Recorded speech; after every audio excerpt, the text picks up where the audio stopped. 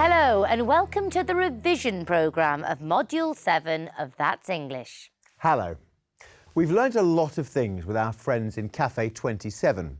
So now it's time to have a look at some of the most important ones. Good idea. In Unit 1, we learnt how to refer to specific places. We used the article the to talk about specific geographical locations, points on the globe, or ecosystems. For example, I live in the south of England, but I was born in the Midlands. Let's watch some other examples from the programme. We can work from anywhere, but Jade wants to live by the sea and I want to wake up near the mountains.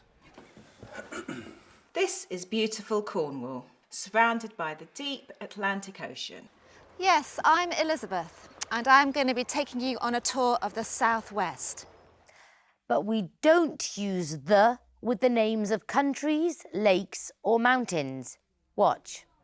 Jade, darling, it doesn't have to be Scotland, it could be Wales.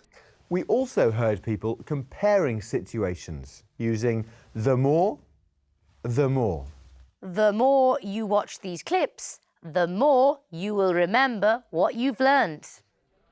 The more we talk about this, the more difficult it gets to decide. Although geologists admit that erosion in other places is generally very worrying, the more the Jurassic coast is eroded, the more fossils it reveals. In Unit 2, we moved from talking about nature to talking about science. That's right. And we learnt how to express purpose using so that, in order to, and for. In the programme, I showed Annabelle my latest gadget. I use it for measuring my oxygen level. Yes. Now let's watch some other examples from the episode. Winners push themselves in order to improve their performance. Change your position so you don't damage that knee again. Today the station's used for tracking and monitoring spacecraft, satellites in the sky. We also saw people talking about general truths using an if sentence. Here are some examples. If you share a problem, you always feel better. But Jo says that if nobody catches you, it doesn't matter. Let's move on to Unit 3. In this episode, we met some senior citizens and discovered lots of things you can do after you retire. I've got a few years before I retire. But when we talk about imaginary situations, we use the second conditional. Do you remember?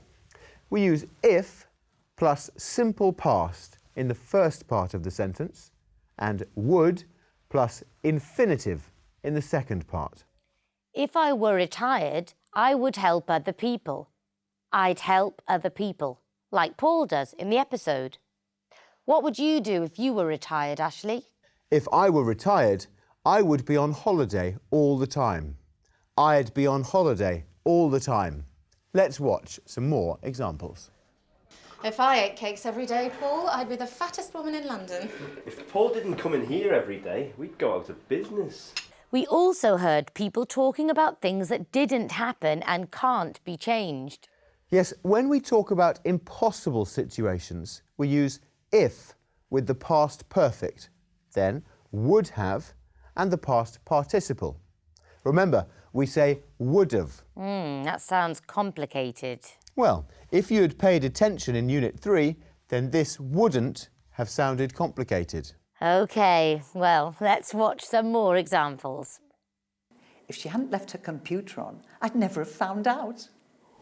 Retirement gives you the chance to do things which, if you'd had the time, you would have done when you were younger.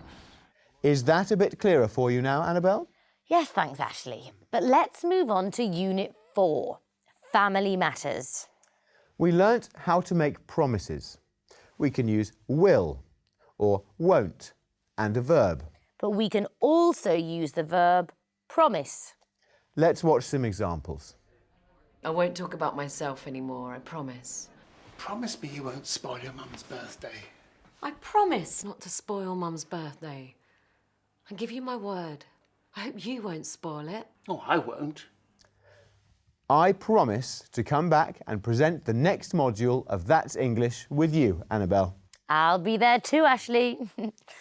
In Unit 4, we also learnt how to add emphasis using do before the main verb. Ah, yes. You do have a very good memory. Well, I did spend some time preparing for today's programme. Let's watch some more examples. Wow, you do look smart today. Woo! Do be careful, won't you?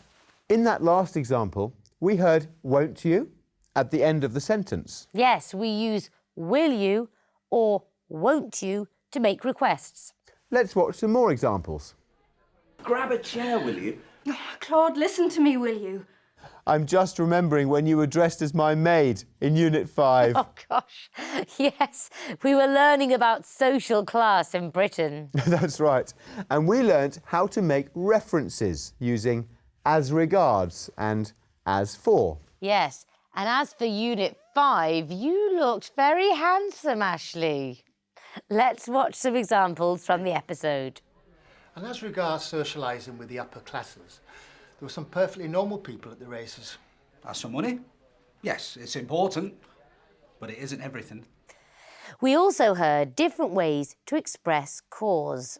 For example, that's why, because of, the reason for, and since. Watch some examples. But since we're on the subject of money and class again, let me tell you about my grandmother's life. You have money, and it's only because of your money that you can help these homeless people. Fewer working class people are going to university because of the recently increased tuition fees. Social class issues in Britain are a complicated subject. That's why I found the unit very interesting. But I enjoyed Unit 6, which was all about films. We reviewed how to describe processes like making a film using the passive voice. Let's watch some examples. Sorry, too late. The main character has already been cast. The cinema can also be hired out for private parties or for corporate events. In this unit, we also learnt how to express result and consequence using so and an adjective or adverb and that. Or such and an adjective plus noun and that. For example, the film was so interesting that I watched it several times. Or it was such an interesting film that I watched it several times. Let's watch some more examples from the programme. If the film is successful, this will be such a famous cafe that everyone will want to come here. It's only a few lines. We'll be finished so quickly that you won't even notice us. Unit 7 was all about raising money for charity. And we learned how to express wishes about the present using I wish or if only and the past simple. I wish I could remember what charity Laura was raising money for.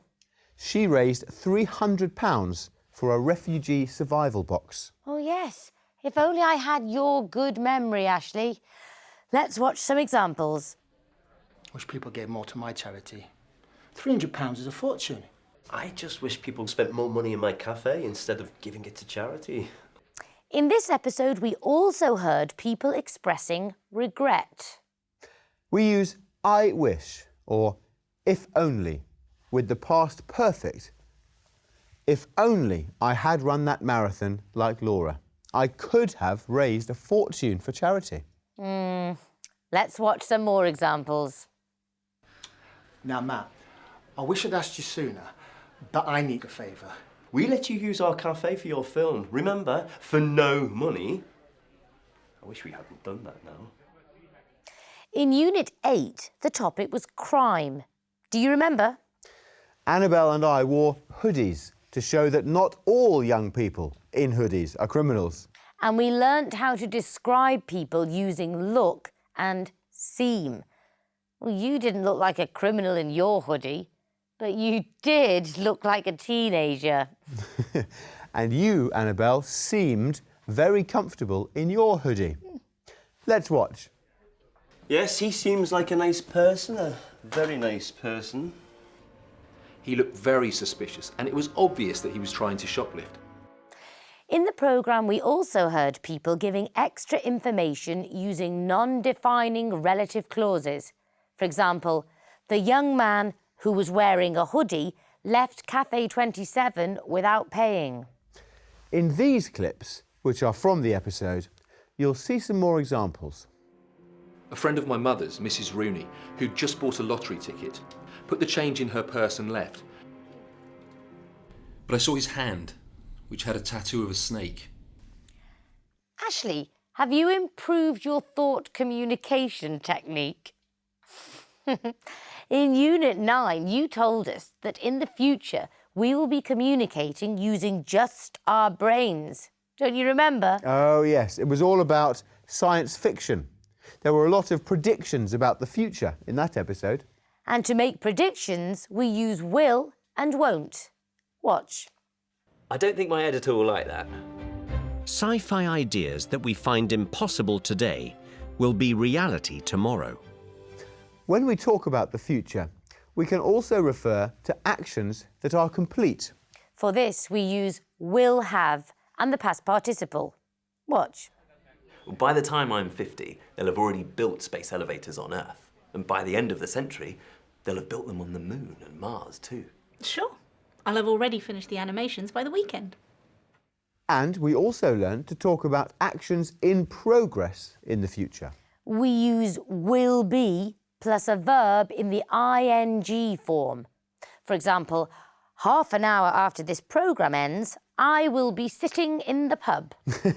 I think I'll join you. Watch these other examples. I've read in the papers that by the end of the century, people won't be talking to each other anymore. People will be living much longer thanks to genetic engineering. And a robot will be doing all the housework for us. Do you know who's really good at predicting the future, Annabelle? Who? Psychics and tarot readers. Oh, yes. We learned about that in Unit 10, which was about superstitions and fears. To talk about habitual behaviour in the present, we use will always. And to talk about habitual behaviour in the past, we use would. Watch. When I do the lottery, I'll always choose some sevens, because seven's my lucky number. Okay, I admit that sometimes I'm superstitious. When I was younger, I'd always touch wood to keep bad luck away. We also heard people talking about continuing actions using go on plus a verb in the ing form. For example, Ashley and I will go on teaching you English after Module 7. Watch. Finally, I went on reading my book, but the strange thing was, I felt a little scared. Therapists go on improving their techniques. So there's now much more hope for a phobia sufferer to be cured. We can also repeat the verb to show continuing actions. For example, I laugh and laugh when I remember the good times we've had in all these programmes, Ashley. Watch these other examples. Afterwards, I didn't think anything more about it until later that evening when Jessica suddenly screamed and screamed and screamed. Jessica! Jessica! I was really miserable. I cried and cried for weeks. It's good that we ended the programme talking about continuing actions, because although it's the end of the module, we'll be back soon in Module 8. We hope you enjoyed learning English with us in Module 7. We certainly enjoyed being here with you. So until next time in That's English, goodbye. Yes, goodbye. See you.